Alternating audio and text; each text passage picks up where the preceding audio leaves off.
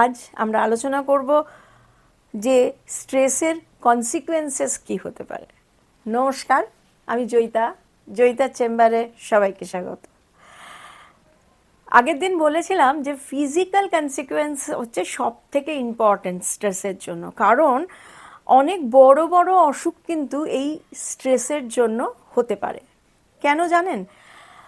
আমাদের মন যখন জবাব দিয়ে দেয় তখন আমার শরীর বিদ্রোহ করতে থাকে, এবং আপনারা কল্পনাও করতে পারবেন না যে কোন ধরনের শারীরিক অসুবিধে আমাদের এটার জন্য হতে পারে।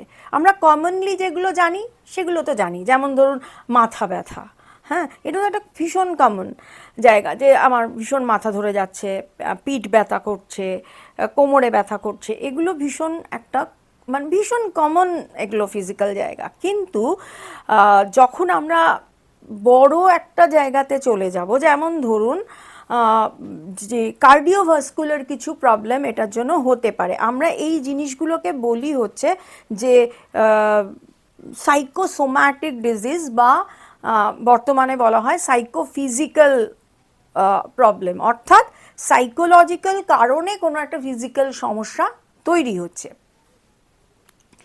এবং এই ধরনের অসুখ কিন্তু আমরা প্রায়ই দেখতে পাই, যেমন হাইপারটেনশন মানে প্রেশার, ব্লাড প্রেশার হাই হয়ে থাকা, স্ট্রোক, যেমন মাথায় স্ট্রোক যখন হচ্ছে মাথার শিরা ছিঁড়ে যাচ্ছে, এটা মেনলি অ্যাগ্রেশনের কারণে হয়। আমরা প্রচণ্ড অ্যাগ্রেসিভ হয়ে গেলে বা ভীষণভাবে কোনো বিষয়ে উত্তেজিত হয়ে গেলে কিন্তু এই ধরনের জিনিস হতে পারে, এবং এর থেকে আমাদের নানা ধরনের আরও কোলাটারাল ড্যামেজ যদি আমরা বলি, যেমন পক্ষাঘাত, কোনোভাবে কথা বলার অসুবিধে, এই সবগুলো কিন্তু তৈরি হয়। হার্ট ডিজিজ, এবং আমরা ভালো করেই জানি যে ডায়াবেটিস, টাইপ 2 ডায়াবেটিস, যেটা অ্যাংজাইটির কারণেই হয়। অ্যাংজাইটি হলে যদি আমরা অ্যাংজাইটির লেভেলটাকে প্রচণ্ডভাবে বাড়িয়ে ফেলি তাহলে কিন্তু আমাদের হবেই হবে। যদিও জেনেটিক্যাল ব্যাপারও থাকে, কিন্তু অ্যাংজাইটি এটার মেজর কারণ। এবং আরেকটা জিনিস আজকাল ভীষণভাবে দেখা যায়, সেটা হচ্ছে ওবেসিটি। কেন? ওবেসিটি হচ্ছে যে মানে আমরা কি করি এখন, আর আমরা ফাস্টফুড খাওয়া তো ভীষণ আমাদের পছন্দ, সেটা আলাদা ব্যাপার। কিন্তু জানেন তো, যখন আমাদের ডিপ্রেশন হয় অনেক ক্ষেত্রেই যেটা দেখা যায়, আমরা বেশি করে খেয়ে ফেলি। হ্যাঁ, বা বিঞ্জ ইটিং যেটাকে আমরা বলি, যে বাদাম খাচ্ছি, আপনার চিপস খাচ্ছি, ছোলা খাচ্ছি, খেয়ে যাচ্ছি, কিন্তু মেজর খাবারটা হয়তো খাচ্ছি না, কিন্তু ওই যে টুকরো টুকরো টুকরো টুকরো খাবারগুলো খাচ্ছি সেটা কিন্তু আমার শরীরকে এফেক্ট করে যাচ্ছে, এবং আমার মধ্যে একটা ওবেসিটি তৈরি হচ্ছে। এবং ওবেসিটি হলে অবশ্যই তার যে কনসিকুয়েন্সেস, অন্যান্য যে ওবেসিটির কারণে যে অন্যান্য ডিজিজগুলো হয় সেগুলো কিন্তু হচ্ছে। সুতরাং আমরা বলতে পারি যে স্ট্রেস কিন্তু আমাদের শরীরটাকে ঝাঁঝরা করে দিতে পারে। হ্যাঁ, সুতরাং আমরা স্ট্রেস থেকে যতটা পারবো নিজেকে দূরে রাখতে চেষ্টা করব, বা স্ট্রেসটাকে ম্যানেজ করব। এ তো গেল ফিজিওলজিক্যাল যে জায়গাটা সেটা, কিন্তু এর কিছু সাইকোলজিক্যাল কনসিকুয়েন্সেসও আছে। যেমন ধরুন অ্যাংজাইটি, এটা তো আমরা আগেও আলোচনা করেছি। প্রচণ্ড অ্যাংজাইটি বা দুশ্চিন্তা, এটা কিন্তু আমাদের একটা ভীষণ মানে বড় কনসিকুয়েন্সেস অফ স্ট্রেস। হ্যাঁ, মানে অ্যাংজাইটির মতো পেনফুল একটা ইমোশন, যেটা আমাদেরকে ভেতর থেকে একদম কুড়ে কুড়ে খাবে। এবং তার সঙ্গে ডিপ্রেশন। হ্যাঁ, যে কোনো কিচ্ছু ভালো লাগছে না, কিচ্ছু না, কোনো ভালো খাবার, কোনো বেড়াতে যাওয়া, কোনো কিচ্ছু না, একটা নাম হয়ে যাওয়া যাকে বলে, সেই রকম হয়ে যাওয়া, এবং কোনো কিছুতেই কিছু যায় আসে না, এইরকম একটা জায়গা। তার সঙ্গে যেটা হতে পারে সেটা হচ্ছে বার্নআউট।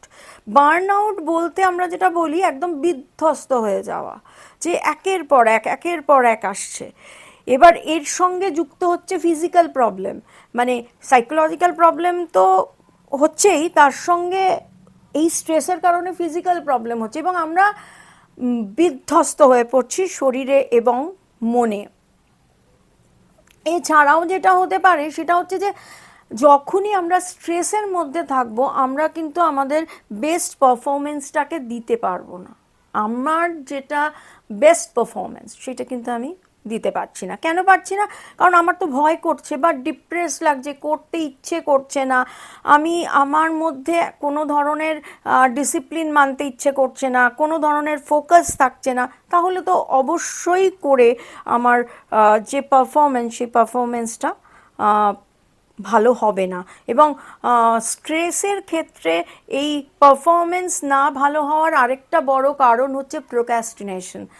আজ ইচ্ছে করছে না, কাল করব, আজকে ভালো লাগছে না, আজকের দিনটা ছেড়ে দিই, কালকে ঠিক পারবো। কিন্তু এই যে জায়গাটা, এটা কিন্তু আমাদের স্ট্রেসটাকে আরও বাড়িয়ে দেয় এবং মানে স্ট্রেসের মানে কি বলবো, কনসিকুয়েন্সের মধ্যে এটা বোধহয় সব থেকে খারাপ। এবং রাগ, রাগ তো আমাদের নাকের ডগায় থাকে সব সময় আর কি। এবং আমরা যে কোনো বিষয়ই একটু আমার এক্সপেকটেশনের বাইরে কিছু হলেই আমরা রেগে যাই, বা আমাকে কেউ কোনো ভাবে ক্রিটিসাইজ করলে আমরা রেগে যাই। আমরা নিজেদের বদলানোর পরিবর্তে, ধরুন একজন কেউ আমাকে পজিটিভলি কোনো একটা বিষয়ে ক্রিটিসাইজ করেছে, তাতেও কিন্তু আমরা রিয়্যাক্ট করি আজকাল। আমাদের ধৈর্য এতটাই কমে গেছে, তার কারণ আমরা একটা ভীষণ ফাস্ট লাইফের মধ্যে যাচ্ছি। এই ফাস্ট লাইফের মধ্যে যাওয়ার জন্য আমরা নিজেদের জন্য কোনো সময় রাখছি না। কিন্তু প্রত্যেকটা মানুষের একটা নিজের জন্য স্পেস থাকা দরকার। ফলে আমাদের মধ্যে কিছু বিহেভিয়ারাল কনসিকুয়েন্স তৈরি হচ্ছে স্ট্রেসের, যেমন কোনো কাজকে এড়িয়ে যাওয়া, স্লিপ ডিস্টারবেন্স, হ্যাঁ, আইদার হাইপারসোমেনিয়া বা ইনসোমেনিয়া, মানে অনিদ্রা বা অতিনিদ্রা। যেমন কোনো কাজকে আমরা শেষ করতে পারি না, আমার খাবার দাবারের অভ্যেস অন্যরকম হয়ে যায়। যখনই আমরা ফ্রাস্ট্রেটেড থাকি তখনই আমরা বিশেষ করে ফাস্ট ফুড খেতে থাকি, রোল, চাউমিন, আরও অনেক কিছু। হ্যাঁ, ফাস্টফুডের তো এখন শেষ নেই। কেএফসিতে গিয়ে চিকেন খেয়ে এলাম বা আনিয়ে নিলাম বাড়িতে, এখন তো আরও বেশি সুবিধে। এবং অনেক সময় দেখা যায় যে ছেলে মেয়েদের মধ্যে ড্রাগ নেওয়া, অতিরিক্ত স্মোকিং বা অ্যালকোহল নেওয়া, এগুলো ভীষণভাবে বেড়ে যায়।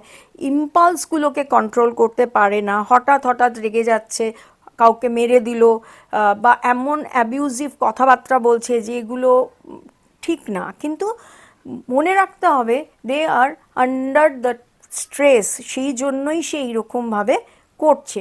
এবং প্রোক্রাস্টিনেশনের জায়গাটা তো আছেই। এর থেকে আমরা যেটা বলতে পারি যে স্ট্রেস কিন্তু আমাদের লাইফে থাকবেই। আমরা যেরকম সোর্সেসগুলো দেখেছি, সেই সোর্সেসগুলো কিন্তু আমাদের জীবন থেকে চলে যাওয়ার মতো নয়, চলে কিছুতেই যাবে না। আপনি আপনার জীবন থেকে স্ট্রেসকে সম্পূর্ণভাবে ডিলিট করতে পারবেন না, কেননা কিছু স্বাভাবিক স্ট্রেস আমাদের জীবনে থাকবেই। যেমন ধরুন আপনি রাস্তা পার হতে যাচ্ছেন, দুদিক গাড়ি আসছে পার হতে পারছেন না, আপনার কিন্তু বিরক্ত লাগবে, সেটাও তো স্ট্রেস। ধরুন আজকে আপনি একটা ট্রেনে, ভিড় ট্রেনে যাতায়াত করছেন, সেটাও তো স্ট্রেস। সুতরাং আমরা আমাদের জীবন থেকে স্ট্রেসটাকে ডিলিট করতে পারবো না। যেটা করতে পারি সেটা হচ্ছে স্ট্রেস ম্যানেজমেন্ট।